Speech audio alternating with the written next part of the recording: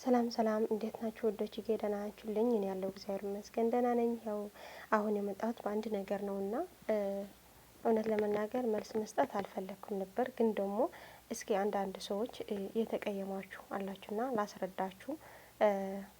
ማስረዳት እንኳን ባልችል ግን ደግሞ በትንሹ እኔም ነጻ ለመሆን እናንተም ከማይሆን ነገር ከምትጽፉ ብዬ ነው። እሱ ምንድነው? ባለፈው በሀይሚና ብሩክ ገብቼ ነበር በላይቭ እና ከግጥም በኋላ የነበረ ሁለት መልእክት አለኝ ብዬ አንዱ ሰርፕራይዝ ነው፣ አንዱ ደግሞ የነገርኳቸው ነገር ነበርና እሱ ምንድነው የልቤን ምኞት ነበር። እሱ ደግሞ የሁላችን ምኞት ነው። እውነቴ ለመናገር ሁላችሁም እንደምትፈልጉት ነው በብዛት ማለት ነው። አንዳንዱ አለማወቅ ደግሞ ምን ችግር አለው ዝም ብለው አይጋቡ እንዴ እያላችሁ ነበር። እኔ ግን የፈለኩት በቁርባን እንዲጋቡ ነው። በቁርባን መጋባት ደግሞ ምንም የሚከለክል ነገር አይደለም። የምታውቁ ታውቁታላችሁ፣ ደስ ያላችሁም ሰዎች አላችሁ። ግን ደግሞ የማይሆን ነገር በውስጥ መጥታችሁ ደግሞ ከእግዚአብሔር ጋር ልታናካኪን ነው። ለምንድነው እንደዚህ ያልሽ? ለምንድን ነካካችሁ? እኔ የእግዚአብሔር ትእዛዝ እናንተ ካልሰራችሁ ወይም ደግሞ ከየተሞላ ነገር ከሰራችሁ ለምንድነው ከእግዚአብሔር ጋር የምትነካኩ? እና እግዚአብሔር የሌለው ትዳር ምን ዋጋ አለው? ከዛ ደግሞ እኔ ቆርባችሁ እንድትጋቡ እንፈልጋለሁ ያልካችሁ ፍቅራቸው እንደተባረከ ትዳራቸው እንዲባረክና ልጃቸው ደግሞ እንዲባረኩ ፈልጌ ነው። አንድ ነገር ማወቅ ያለባችሁ ማለት ነው፣ እኛ ስንጋባ ቆርበን ካልተጋባን ባልና ሚስት የሚባል ነገር የለም። በቅድመ እግዚአብሔር በቃ ወንድና ልጅ ነው የሚባለው እንጂ ባልና ሚስት የሚባል ነገር የለም። እነዚህ አንድ ናቸው፣ ከዚህ በኋላ የሚለያቸው ሰው የለም የሚባል ነገር ከቆረቡ ብቻ ነው። ካልቆረብሽ ወይም ደግሞ ካልቆረቡ ምንም ነገር በመሀላቸው ባልና ሚስት የሚባል ነገር የለም። ዝሙት ነው። ልክ እንዳሁን የሚያደርጉ ሌላ ሰዎች የሚጋደሙ ማለት ነው። ምንም ልዩነት የለውም። አባት እናትና መርቀዋቸው ሲድሯቸው እንኳን ምንም ዋጋ የለውም። ቆርበው በቤተ ክርስቲያን ቆርበው ካልተጋቡ ምንም ዋጋ የለው። ዝሙት ነው፣ ዝሙት ነው። ምንም ይሄን ማንም የሚያውቀው ነገር ነው። ማንም ሰው ማለት ነው። በአሁን ጊዜ ብዙ ትምህርት እያለ ብዙ እያተስተላለፈ እያለ እናንተም እንደሆናችሁ አላውቅም፣ ግን ደግሞ የሌላ እምነት ተከታይ ነው እንደዚህ ያለችው አንዷም እንዳለችኝ ለምንድን ነው እንደዚህ ያልሽ?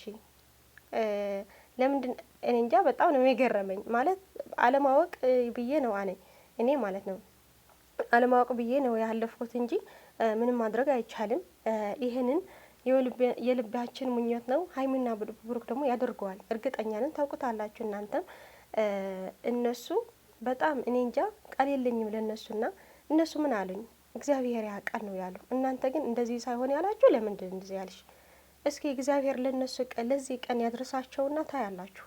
እግዚአብሔር ደግሞ ያግዛኛል። የምሬ ነው። ጸሎቴ ነው፣ ሁሌም ጸሎቴ ነው። ለምን መሰላችሁ? የመጨረሻ ማህተም ነው።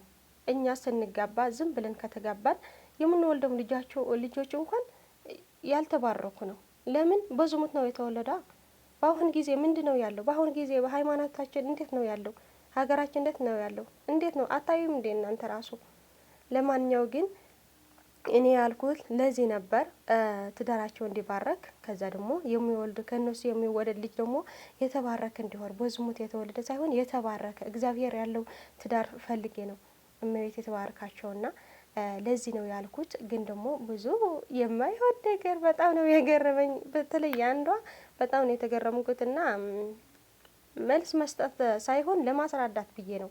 በቃ እንጃ በጣም ነው የገረማችሁኝና ከዛ ደግሞ ምንድነው ሀይሚና ብሩክ ሲጋቡ ብዙ ሰው ያያል፣ እርግጠኛ ነኝ። ብዙ ሰው ማለት ነው፣ ጨረቃ ፋሚሊ ብቻ ሳይሆን ሌላም ሰው ማለት ነው ብዙ። ከዛ ምንድነው ከነሱ ይማራል ማለት ነው። እነሱ ቆርበው ሲጋቡ ብዙ ሰው ደግሞ ለካ መቆረብ እንደዚህ ነው ብለው ቆርበው ይጋባሉ። ሰው እኮ ያውቃል፣ ግን ደግሞ አለ አይደል እኔ እንጃ በእነሱ እግዚአብሔር አምላክ እነሱ አድረው ካስተማረ ብዬ ነው ይማራል። ሰው ለሰው ከሰው ነው የሚማረውና እነሱ አድረው እንዲማር ፈልጌ ደግሞ ማለት ነው ይሄንን እቅዴ ለሀይሚና ብሩክ ሳይሆን በእነሱ ጀመርኩት እንጂ ምኞቴ ትልቅ ነው ባይገርማችሁ ማለት ነው። እና ያልኩት ለዚህ ነበር። ግን ብዙ አትናደዱ፣ የሚያቃጥል ነገር የለም። ግን እውነታችሁ ነው፣ ሰይጣን እኮ ይቃጠላል በዚህ ነገር። መቁረብ አይፈልግም። እውነታችሁ ነው። እኔ እኮ ረስቼው ነው ውዶቼ፣ የምሬ ረስቼ ነው። ሰይጣን በዚህ ነገር ይቃጠላል፣ አይወድም፣ መቁረብ አይወድም። ወደ እግዚአብሔር ስንቀርብኛ አይወድም ጭራሽ ማለት። በተለይ ደግሞ መቁረብ በጣም ያቃጥለዋል። ያቃጥለውና ስለሚቃጠል ነው እንደዚህ ያላችሁት መሰለኝ። እናንተ ውስጥ አድፍጦ ነው እንደዚህ የተናገረ። እናንተ መስለኝ ነበር። ለማንኛው ይቅርታ፣ እሱ ነው የተናገረኝ። ያው ቅጥል ድብን በል። አሁንም ቆርበው ነው የሚጋቡት የኔ ጨረቃዎች። እግዚአብሔር ያውቃል። እነዚህ ቃል የዚህ ቦታ ያደርሳቸውና እናያለን። ፈጣሪ ባረካቸው። እነዚህ የተባረኩ ነው ባይገርማችሁ ማለት ነው። ገና ከጅምሩ ጀምሮ እርጥብ ናቸው ሁሉም ነገራቸው ማለት ነው። የተወለዱበት በድንግል ማርያም ነበር። የሁለታቸው አንድ ነው። ልባቸው ንጹህ አንድ ነው።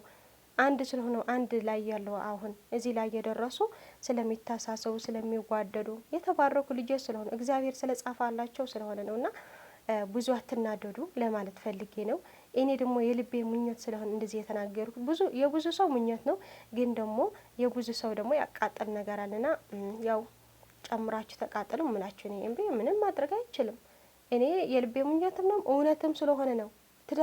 ትዳር ማለት ውዶቼ በአሁን ጊዜ አሁን ዝም ብላችሁ የተጋባችሁ ካላችሁ ማለት ነው የእውነቴ ነው ንስሐ ገብታችሁ ድጋሜ መቁረብ አለባችሁ። ቁርባን የሌለው ትዳር ምንም ትዳር የሚባል ነገር የለም። ትዳር አይደለም። ይሄን እግዚአብሔር የለው ትዳር ምን ያደርጋል?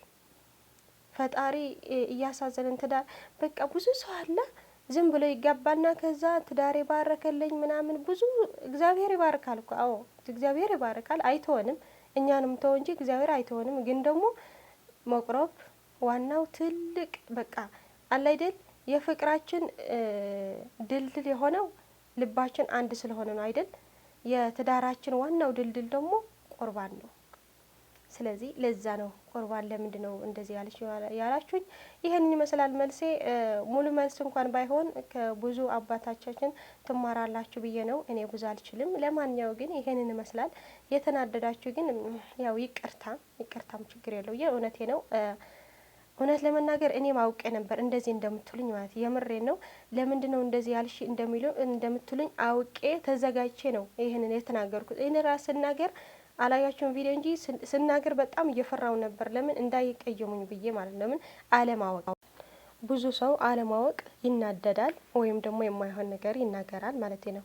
ይሄን ደግሞ እናንተም አለማወቅ የተናገራችሁት ገብቶኛል። ግን ደግሞ ማወቅ አለባችሁ ውዶችዬ። ለነሱ እኔ ለራሱ ለነሱ አይደለም የተናገርኩት፣ የምሬን ነው ከልቤ ለሁሉም ሰው የተናገርኩት በእነሱ ነው የተናገርኩት። ከዛ ደግሞ ብዙ ሰው ሰምተው እንዲማር ፈልጌ ነበር። ለማንኛውም እኔ ተሳክቶልኛል። የኔ የልቤን ምኞትና የተጽዕኖ የነበረኝ የምፈልገው ነገር እኔ ተናግሬያለሁ። መተግበር ደግሞ የእናንተ እንጂ የኔ አይደለም። ስለዚህ መናደድ ያለባችሁም ለማለት ፈልጋለሁኝና ያው ጨረቃዎቼ ደግሞ ለዚህ ቀን ያድርሳችሁ። ያው እግዚአብሔር ያውቃል እንዳላችሁ እግዚአብሔር ያውቃል ሁሉም ነገር እሱ ያስተካክላል፣ እሱ ያዘጋጃል። እናንተ እንዳዘጋጁ እሱም ለቁርባንም ለሁሉም ነገር ለትዳር ለሁሉ ነገር ያዘጋጃልና መልካም ጊዜ ሁላችሁ ወደቼ አትናደዱ ለማለት ፈልጋለሁ። በዚህ አጋጣሚ የእውነት የምትወዱኝ የምታከብሩኝ ብዙ ሰዎች አላችሁና በጣም አመሰግናለሁ ለእናንተ። ከዛ ደግሞ የእውነቴ እንደዚህ ያልኩት በቃ ዋናው ትልቁ ምንድነው እናንተ ታውቃላችሁ ነግራችኋለሁና ሀይሚና ብሩክ አሁን ጊዜ ክብራቸው ጠብቀው ያሉት ለምንድን ነው? ፍሬው እንዳፈራ ነው አይደል? ፍሬው ደግሞ መጨረሻ ላይ እንደዚህ የተባረከ ትዳር እንዲይዙ ፈልጌ ነው እኔንማ። ስለዚህ ለመቁረብ ደግሞ ምንም ችግር የለውም። ምንም ስራ ቢሰሩ እንደፈለጉ መስራት ይችላሉ። ደግሞ ምንድነው ያላችሁን? የእውነቴ ነው። እነዚህ ሚዲያ ሰው ናቸው እንዴት ይቆርባሉ አላችሁ? ምን አገባው ሰው? እነሱ ብቻ የእግዚአብሔር ፍቃድ ያድርጉ። እግዚአብሔር በፈቀደላቸው ጊዜ ይጋቡ እንጂ ምን አገባቸው ስለ ስራ እንደፈለጉ መስራት ይችላሉ። እናንተ እየሰራችሁ አይደል እንዴ? ስራ መስራት የማያስቆም ነገር እኮ አይደለም። ይሄንን እኮ ትልቅ ስኬት እኮ ነው። ከስኬትም ስኬት ማለት እና እንደፈለጉ መስራት ይችላሉ፣ እንደፈለጉ መኖር ይችላሉ። ምንም የሚያስቆም ነገር አይደለምና ለዛ ቀን ያድርሰን። ለሁላችን በጣም ወዳቸው ላከብራቸው የምሬን ነው። አትናድዱ ለማለት ፈልጋለሁ።